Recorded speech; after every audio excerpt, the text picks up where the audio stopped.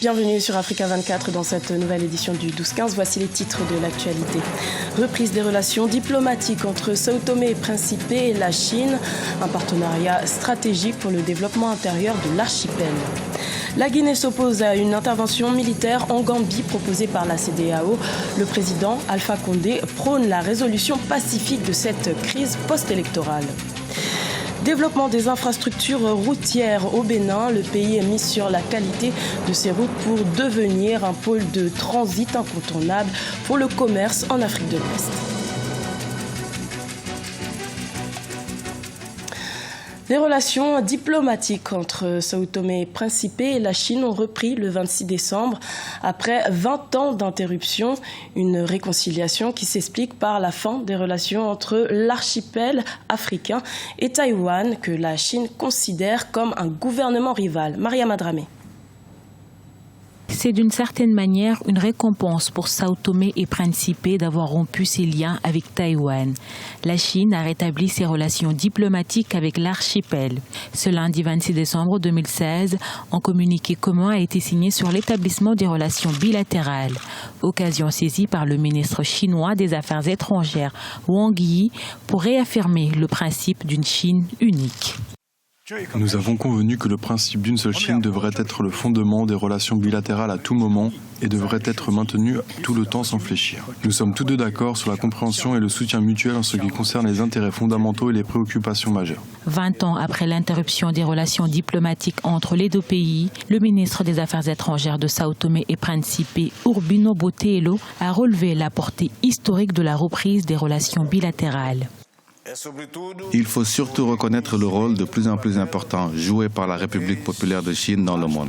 En tant que champion du développement et défenseur sans relâche des droits des peuples à décider de leur propre chemin et de leur destin, de compenser le temps perdu et de donner l'étreinte amicale du peuple et du gouvernement de Sao Tomé et Principe au gouvernement et au peuple chinois. Avec cette nouvelle coopération qui devrait concerner les domaines du tourisme, la culture et l'éducation, Sao Tomé et Principe ramène à 21 le nombre de pays qui entretiennent des relations diplomatiques avec Taïwan. Parmi eux, des pays africains, notamment le Swaziland et le Burkina Faso.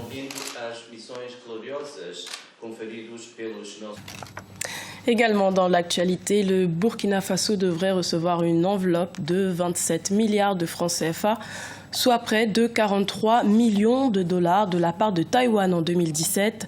Ces fonds devraient servir au financement de 26 projets de développement au Burkina Faso, notamment dans les domaines de la santé ou encore de l'énergie solaire. Rappelons que le Burkina Faso a renoué avec Taïwan en 1994 après avoir rompu ses relations avec la Chine. L'année 2016 aura été sous le signe des élections pour le continent africain. Certains pays ont montré l'exemple d'avancées démocratiques et d'autres ont connu des scrutins houleux. Retour sur ces scrutins avec Idlet Merabelbissou. 2016 a été marqué en Afrique par les élections présidentielles et législatives. Près de 20 scrutins se sont déroulés sur le continent dans un climat de paix pour certains pays et pour d'autres dans un climat de violence et de protestation. Selon des observateurs de la scène politique africaine, le Ghana et le Bénin se sont distingués comme les pays les plus pacifiques et les plus démocratiques, tandis que des pays comme l'Ouganda se sont embourbés dans la violence, sans oublier les résultats contestés au Gabon et en Gambie. Au Gabon, l'ancien président de l'Union africaine Jean Ping, autrefois allié, devenu opposant du président gabonais Ali Bongo, s'est présenté à la présidentielle en espérant briser l'emprise du parti au pouvoir sur près de 50 ans de règne. C'est un problème de dire simplement que, en raison de la gestion calamiteuse d'Ali, en raison du fait que ça fait 50 ans de pouvoir d'une famille, en réalité, il faut entrer dans la modernité et les gens ne veulent plus qu'on continue à avoir le système en place. En Ouganda, les tensions couvent malgré la victoire du président Yoweri Museveni aux élections de février avec 60% des voix pour un mandat de 5 ans déjà au pouvoir depuis 30 ans. Le chef de l'opposition Kizza Besigye et d'autres candidats ont rejeté les résultats. Une pétition demandant l'annulation de la réélection de Museveni a même été soumise à la Cour suprême, même si plus tard elle a été rejetée. What has to be done is now Ce qui doit être fait maintenant, c'est qu'ils doivent se lancer dans un processus politique pour assurer la révision d'un système évidemment biaisé et faible qui est incapable de livrer des élections libres et équitables dans ce pays.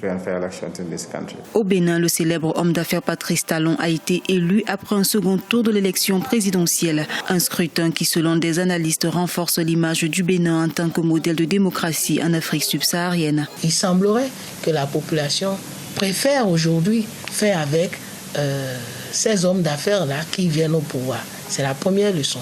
La deuxième leçon, c'est que tout ce qu'il y a comme système politique animé par les hommes politiques d'avant s'écroule. Parce que l'arrivée de ces hommes d'affaires ont fait basculer tous les fiefs de ces anciens politiciens. Au Niger, lors du scrutin présidentiel, le candidat Mahamadou Issoufou a remporté un second mandat malgré le retrait de l'opposition au second tour de la présidentielle. En Zambie, c'est un scrutin contesté qui a menacé de diviser le pays et de provoquer des troubles en 2016. Le président Edgar Lungu a remporté le scrutin le 11 août et son adversaire Hakainde Hichilema a déposé des mémoires pour contester le résultat, affirmant que le vote avait été truqué. 2016 prend également fin alors que le Ghana a encore assuré son leadership en tant que porte-étendard de la démocratie et dans une région qui a été flétrie par l'agitation politique. Le leader de l'opposition, Nana Akufo-Addo, a battu le président John Mahama de 53,8% à 44,4%. En Gambie, le président sortant Yaya Jammeh conteste la victoire de l'opposant Adama Barrow. Pendant ce temps, la République démocratique du Congo reste en proie à une crise politique. Non à une intervention militaire en Gambie. La Guinée s'en va à l'encontre de l'option proposée par la CEDEAO face au maintien au pouvoir du président Yaya Jammeh. Pour le président guinéen Alpha Condé, la réponse à la crise post-électorale doit être pacifique. Reportage d'Emmanuel Milimono, commenté par Birama Saonera. Une déclaration pas très surprenante, mais qui prend le contre-pied des prévisions de la communauté économique des États de l'Afrique de l'Ouest, la CEDEAO. La Guinée n'est pas favorable à une intervention militaire en Gambie pour résoudre le contentieux électoral. Le président Alpha Condé propose une approche beaucoup plus pacifique après le déclenchement d'une crise née de la contestation des résultats de l'élection présidentielle par le président sortant Yaya Jammeh. J'espère que le moment est venu, je vais discuter avec lui pour qu'on essaie de trouver une solution. Je ne crois pas que l'intervention militaire soit une bonne solution. Si on peut l'éviter, parce que l'intervention militaire entraîne toujours des morts, si on peut l'éviter, j'espère qu'on pourra l'éviter par le dialogue. La contestation des résultats du scrutin par le président Yaya Jammeh, candidat à sa propre succession, a donné naissance à un climat de tension latente. Les discours dans le camp du président sortant ainsi que ceux de la CEDEAO font régner un climat tendu. L'espace sous-régional n'exclut pas en effet l'éventualité d'une intervention militaire en cas d'échec du recours diplomatique. Pour le président Alpha Condé, qui par ailleurs médiateur dans la crise bissau-guinéenne, mieux vaut proposer des mesures rassurantes pour faciliter le départ de Yaya Jammeh. Ce qui est grave, c'est que on commence à dire qu'ils vont envoyer le président Yaya Jammeh au CPI ou bien qu'on va l'empêcher d'aller dans son village. Et je pense que le grand problème qu'on a aujourd'hui en Afrique, c'est qu'il faut qu'on rassure. Quand quelqu'un peut le pouvoir, il faut qu'on rassure, ça dit qu'on ne va pas le poursuivre ses partisans ou sa famille. Un rappel, alors que la commission électorale avait annoncé la victoire du candidat de l'opposition Adama Barrow à l'issue de l'élection présidentielle du 1er décembre 2016, le président sortant Yaya Jammeh avait reconnu sa défaite avant de se raviser quelques jours plus tard. Et pour une sortie de crise, le chef de l'État guinéen souhaite une approche différente qui préserverait la paix et la stabilité en Gambie, non sans ignorer le rôle des institutions et les aspirations du peuple gambien. Une intervention militaire, selon lui, pourrait en effet être le déclenchement d'une situation de violence dont pourraient souffrir les populations locales et menacer la stabilité de la sous-région. Au Bénin, le développement du secteur des infrastructures routières fait partie des secteurs prioritaires et pour cause, le budget de finances de 2017 a mis l'accent sur le programme d'infrastructures avec une hausse de 163% par rapport à 2016. Reportage de notre correspondant Lefti Ounou, commenté par Ibrahima Djoumaba. Les infrastructures de transport s'inscrivent dans les grandes ambitions du gouvernement du président de la République, Patrice Talon. Le nouveau régime entend faire du Bénin une plateforme de services logistiques et d'exportation dans la sous-région afin de soutenir la croissance économique et le bien-être des populations. Ceci vise à doter le pays d'un système intégré d'infrastructures de services de transport performants. La construction de la route des pêches fait partie des projets phares dont le démarrage des travaux sera effectif d'ici le premier semestre de l'année 2017. La route des pêches, je ne l'avais pas citée dans les projets phares parce que je voudrais revenir là-dessus. C'est une route que nous sommes en train de redimensionner pour la première phase et dont la deuxième phase devra démarrer au cours du premier semestre de l'année prochaine. Cette route des pêches qui avait une vocation au départ, une vocation touristique, va doubler sa vocation et prendra une vocation non seulement de touristique, mais également de contournement. Donc la route express quittant l'aéroport viendra embrancher la route des pêches et débouchera directement au centre-ville. Le plan d'action du gouvernement dans le secteur des transports et des infrastructures dresse 8 projets phares et 13 projets prioritaires. Il y a entre autres la construction du nouvel aéroport de Glodjigbe, situé dans la commune d'Abomey-Calavi à 40 km de Cotonou, la modernisation et l'extension du port de Cotonou, la reconstruction des voies autour du port et la construction de l'autoroute du contournement nord de Cotonou.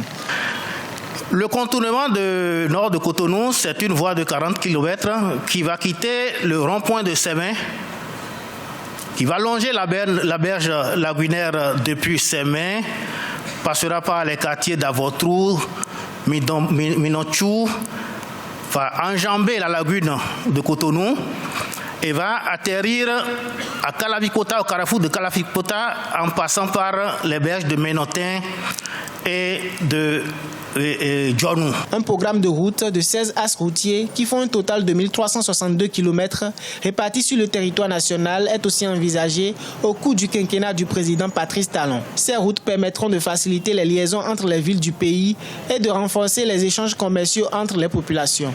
De nombreux experts estiment que la réalisation de ces différents projets du secteur des transports et des infrastructures changeront certainement le visage du pays et boosteront l'économie du Bénin.